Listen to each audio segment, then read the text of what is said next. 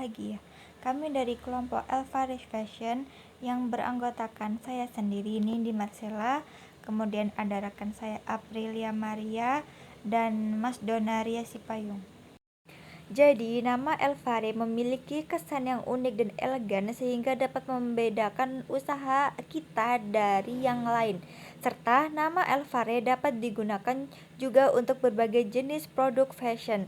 Dengan demikian, nama usaha Elvare Fashion dapat menjadikan identitas kuat dan efektif untuk usaha kita. Dan ini adalah logo kita, Elvare Fashion. Di sini saya sebagai manajer kursus Elvare Fashion, nama usaha Elvare Fashion, nama pemilik dengan saya sendiri Nindi Marcella sebagai manajer. Kemudian ada rekan saya Mas Dona, kemudian ada Aprilia Maria, alamatnya di Lab Terpadu UST, terus platform IG adalah Elvare Fashion, jenis usaha khusus, produk yang digunakan menghias tote bag, target market mahasiswa dan remaja. Visi saya mewujudkan sumber daya manusia yang kreatif, mandiri, dan berdaya saing tinggi dalam bidang usaha busana berbasis produk sulam ramah lingkungan. Misi saya yang pertama menyelenggarakan kursus keterampilan pembuatan tote bag sulaman berbasis praktik langsung. Yang kedua membekali peserta dengan pengetahuan dasar manajemen usaha busana. Yang ketiga, mendorong terciptanya wirausahawan baru di bidang kriya busana kreatif. Dan yang terakhir, menumbuhkan kesadaran terhadap pemanfaatan bahan lokal dan prinsip ekonomi berkelanjutan. Tujuannya untuk mengembangkan keterampilan peserta dalam bidang kriya busana, khususnya dalam teknik menyulam dan menjahit tote bag secara kreatif. Kursus itu apa sih? Jadi, usaha kursus adalah kegiatan pendidikan yang dirancang untuk memberikan pengetahuan, keterampilan, atau pelatihan kursus dalam waktu tertentu dengan tujuan yang spesifik. Contohnya seperti kursus bahasa, kursus komputer, kursus manajemen, atau kursus menyulam. Kemudian di sini ada analisis SWOT. Yang pertama ada faktor eksternal, peluangnya meningkatkan kerajinan tangan. Kemudian ada potensi pasar online, kemudian ada kerjasama dengan organisasi yang terkait dengan kerajinan tangan. Ada ancaman, yaitu persaingan dengan kursus atau workshop lain. Kemudian ada perubahan tren fashion, kemudian ada terbatasnya akses atau bahan-bahan yang berkualitas. Kemudian faktor internalnya, kekuatan, pengajar yang berpengalaman dalam teknik tusuk hias, kemudian materi khusus yang komprehensif dan terstruktur, terus yang terakhir fasilitas yang memadai untuk praktik. Kelemahannya, keterbatasan jumlah peserta yang dapat ditampung dalam satu ruangan atau satu kelas, kemudian biaya bahan yang relatif mahal. Yang terakhir, keterampilan pengajar dalam mengelola kelas yang beragam. Di sini juga terdapat strategi pengembangan usaha. Yang pertama ada pemasaran online, yaitu memanfaatkan media sosial dan iklan online. Kemudian kerjasama komunitas, contohnya jalani kerjasama dengan komunitas kerajinan tangan. Yang ketiga pengembangan materi, tambahkan materi baru dan teknik tusuk hias agar peserta itu paham. Yang keempat ada paket kursus, yaitu buat paket kursus yang lebih komprehensif. Yang terakhir ada pengelolaan fasilitas, yaitu perbarui fasilitas kursus. Contohnya kita harus membuat nyaman peserta kita agar dia bisa melakukan kursus dengan nyaman.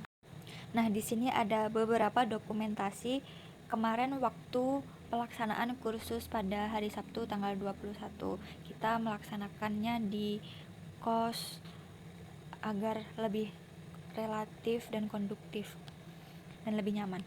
Nah, di sini ada strategi promosi, yaitu pemasaran dan promosi kami melalui dengan cara promosi lewat digital seperti post katalog produk di akun media channel Elvare Fashion dapat diakses melalui akun IG Elvare Fashion, dan ini contoh akun IG dari usaha kami.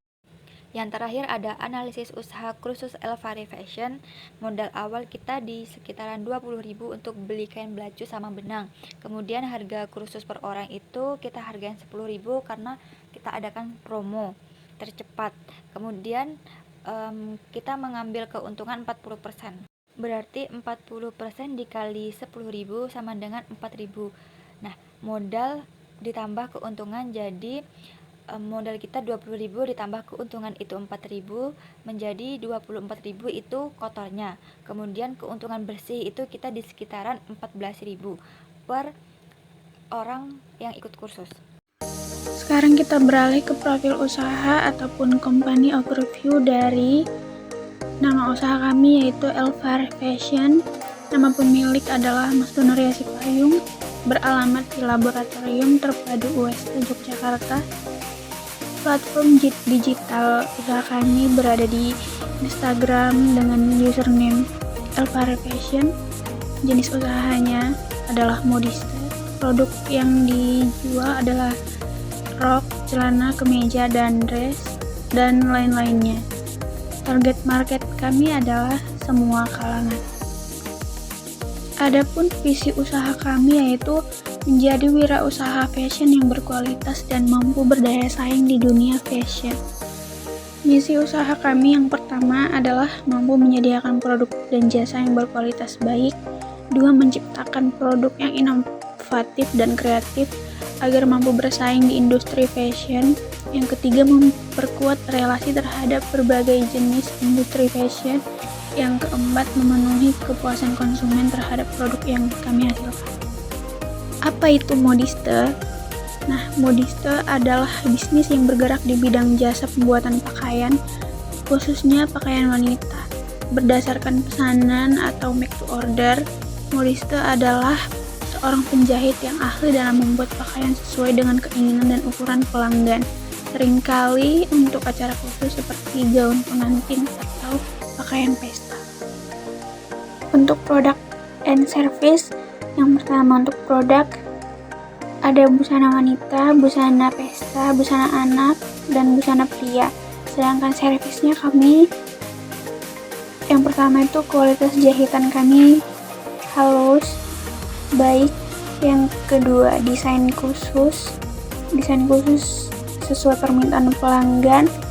Lalu yang ketiga, nyaman dipakai sudah pasti agar pelanggan-pelanggan yang sudah menjadi langganan datang kembali. Yang terakhir adalah penyesuaian ukuran. Ini sudah pasti agar tidak mengecewakan pelanggan kami. Untuk analisis SWOT usaha kami di bidang modiste adalah yang pertama, kelebihannya, peluang pasar yang luas, fleksibilitas dalam desain, kualitas jahitan yang terjamin. Lalu untuk kelemahannya sendiri ataupun weakness, yaitu waktu produksi yang lebih lama, harga yang relatif tinggi, dan tantangan dalam manajemen. Selanjutnya untuk opportunities atau peluang, yaitu tren fashion yang berubah-ubah. Lalu peningkatan kesadaran akan pakaian berkualitas sudah meningkat. Lalu pemasaran online. Terakhir ada kolaborasi dengan desainer. Nah, untuk ancamannya sendiri ada persaingan dari usaha fashion lain, perubahan selera konsumen, kenaikan harga bahan, dan keterbatasan tenaga kerja. Itu menjadi ancaman untuk usaha modiste. Ini adalah contoh produk yang sudah kami perjualbelikan, yaitu ada dress, rok, kemeja safari, dan kemeja pria lengan panjang. Sekian pengenalan profil usaha dari modiste Elfar Fashion. Saya ucapkan terima kasih banyak sudah melihat video ini. Jika ada salah kata, saya mohon maaf. Salam dan bahagia.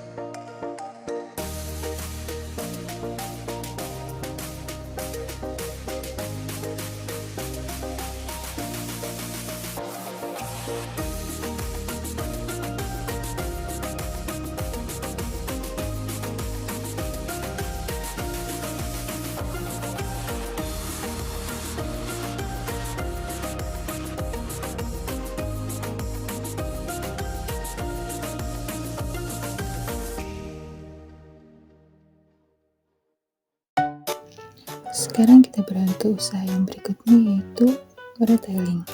Di sini saya akan menjelaskan profil secara singkat tentang usaha retailing ini. Yang pertama, nama usaha yaitu usaha Alfari Fashion. Nama pemilik saya sendiri, Aprilia Maria Yoseva, sebagai manajer di usaha ini, dan teman-teman saya Nindi Marcella serta Mas Dona Ria Sipayung. Alamat usaha berada di Jalan Selban Tahunan, Bulharjo, Yogyakarta. Dengan platform digital IG Alfari Fashion, jenis usahanya retailing, produk usaha plus, serta target marketnya yaitu remaja wanita. Apa sih retailing itu? Retailing atau eceran adalah aktivitas bisnis yang melibatkan penjualan barang atau jasa secara langsung kepada konsumen akhir untuk digunakan secara pribadi atau rumah tangga, bukan untuk dijual kembali. Selain penjelasan tentang profil singkat dan pengertian dari retailing, di sini juga terdapat visi, misi, dan tujuan dari usaha retailing tersebut.